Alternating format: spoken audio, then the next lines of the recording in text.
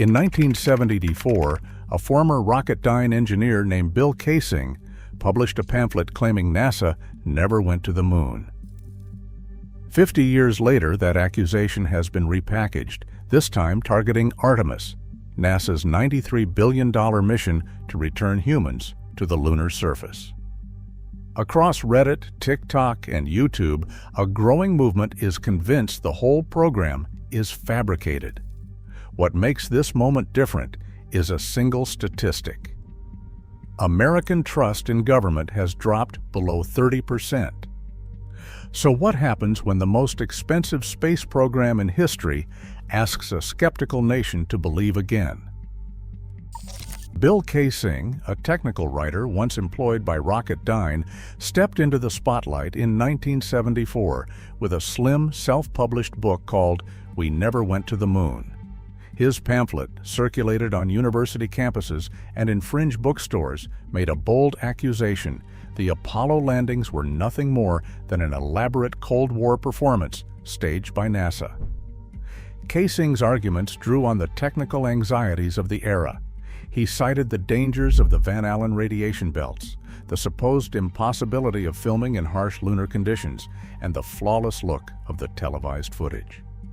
He wrote that the entire mission was filmed in a secret studio, a claim he never substantiated, but which found an eager audience among skeptics of government power. The idea did not stay confined to print. By the late 1970s, whispers about Hollywood's involvement began to swirl. The most persistent rumor tied Stanley Kubrick, director of 2001 A Space Odyssey, to the Apollo footage. According to this story, Kubrick's mastery of special effects made him the perfect candidate to stage the moon landings on a soundstage. This claim, never supported by any credible evidence, became a kind of cultural shorthand. If Kubrick could create convincing lunar landscapes for a movie, why not for NASA? The Kubrick myth took on a life of its own, referenced in late-night talk shows, parodied in films, and recycled endlessly in online forums. As the Apollo program faded into history, these motifs, studio lighting, missing stars, the fluttering flag, began to circulate in new forms. Bart Sibrel's documentaries in the early 2000s revived Kaysing's technical critiques, adding confrontational interviews and slow-motion analysis of lunar footage. The internet age gave these old arguments fresh reach. On YouTube and Reddit, users dissected Apollo photographs, searching for photographic anomalies or evidence of cinematic trickery. TikTok creators remixed vintage clips with modern visual effects, while the hashtag #MoonLandingHoax racked up millions of views. What began as a fringe pamphlet in 1974 has become a persistent online presence, with each new generation repackaging the same doubts for the latest media platform. The core themes, distrust of official narratives, suspicion of technical explanations, and the allure of a hidden truth, have endured, setting the stage for a new wave of skepticism as NASA prepares to send astronauts back to the moon. NASA's Artemis program is defined by numbers, hardware, and a public record that invites scrutiny. The backbone of the mission is the Space Launch System, known as SLS, a rocket that stands taller than the Statue of Liberty and costs about $4.1 billion to launch. Each flight of SLS draws from a budget line that has been dissected in congressional hearings and NASA's own Inspector General reports. The Orion spacecraft, which will carry astronauts on the first crewed lunar mission in over 50 years, has absorbed more than $20 billion in development since its start in 2004. This figure covers everything from the European-built service module to the advanced heat shield designed to survive re-entry from lunar velocities. The Artemis II crew was announced in April 2023. Commander Reed Wiseman, pilot Victor Glover, mission specialist Christina Koch, and Jeremy Hansen of the Canadian Space Agency are set to be the first humans to travel beyond low Earth orbit since Apollo 17. Their target is a lunar flyby, not a landing, scheduled for 2026. The crew will spend roughly 10 days in space, looping around the far side of the Moon before returning to Earth. Their journey will test every system on Orion, from life support to navigation, under real mission conditions. NASA's official budget releases detail the scope of Artemis. Over $93 billion projected through the mid-2020s, with line items for SLS, Orion, ground systems, and mission operations. These numbers are public, cited in both NASA's annual reports and independent audits. The program's architecture is built on international partnerships as well.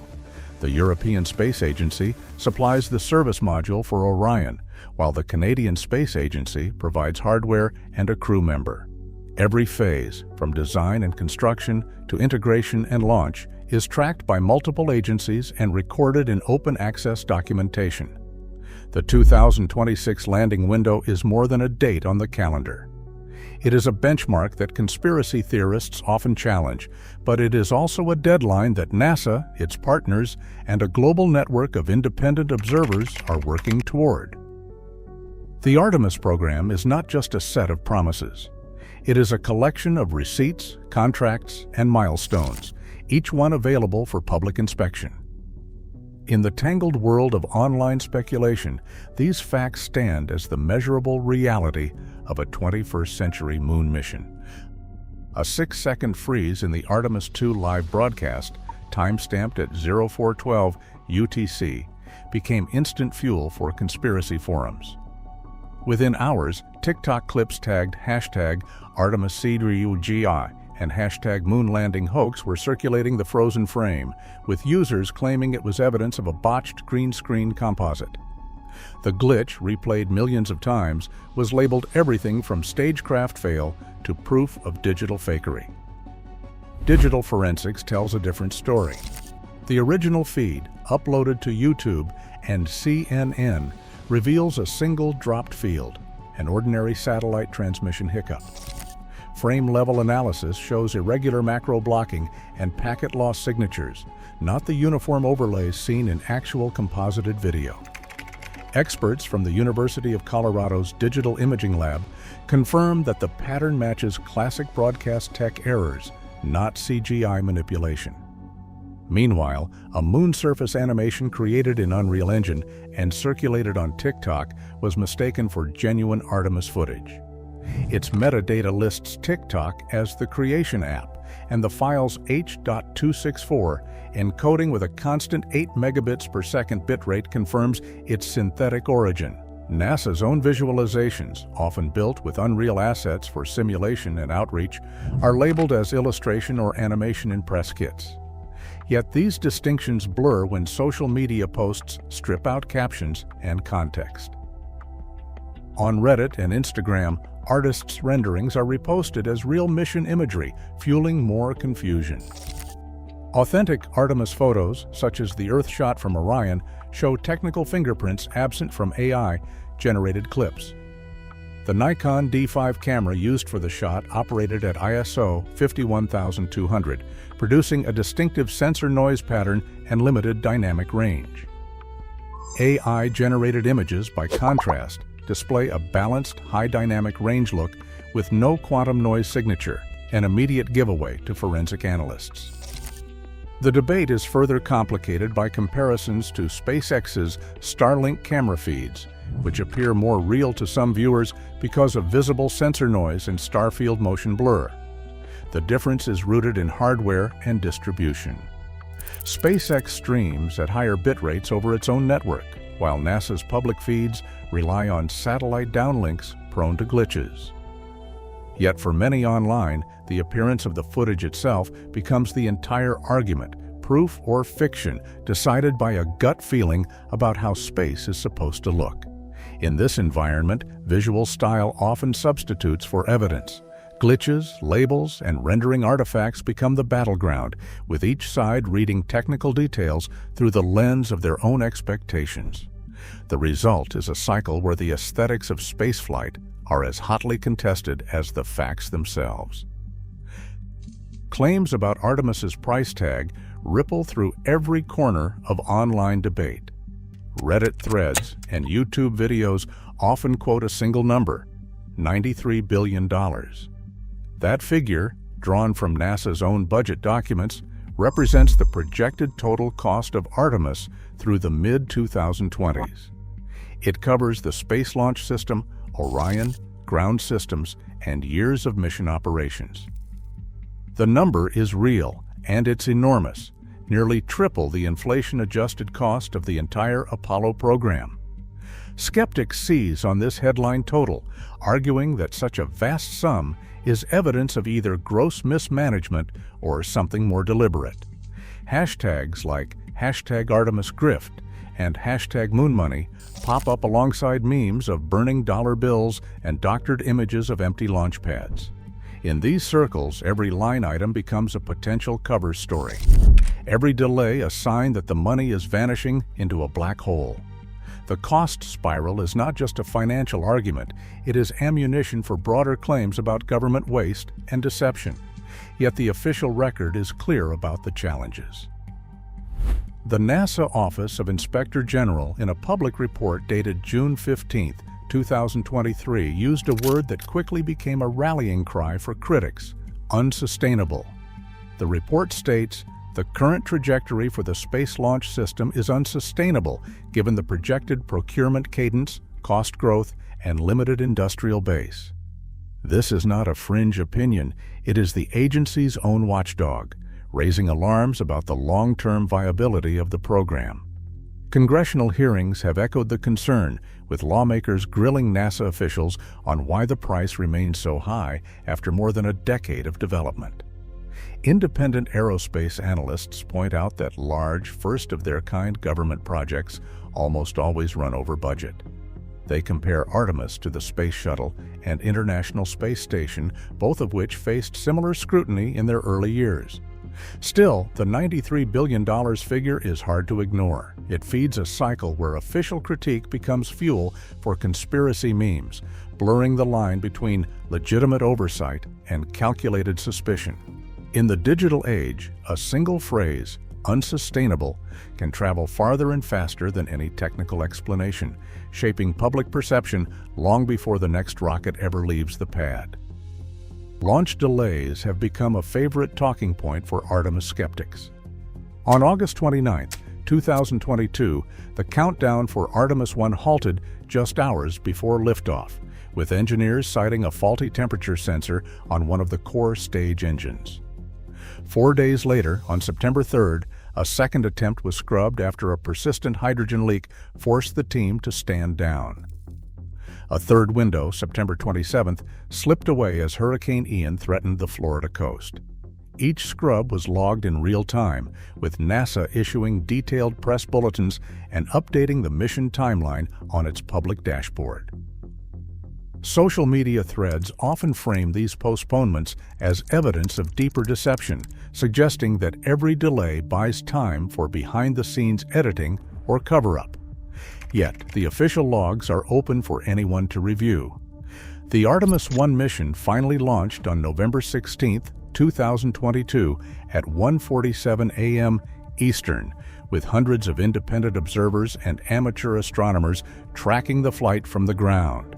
The launch slip pattern is not unique to Artemis. Historical records show that weather, hardware checks, and safety reviews have pushed back countless missions, from Apollo to Shuttle to contemporary commercial flights. As of early 2026, the first crewed lunar flyby, Artemis II, has moved from a projected 2024 date to no earlier than September 2026.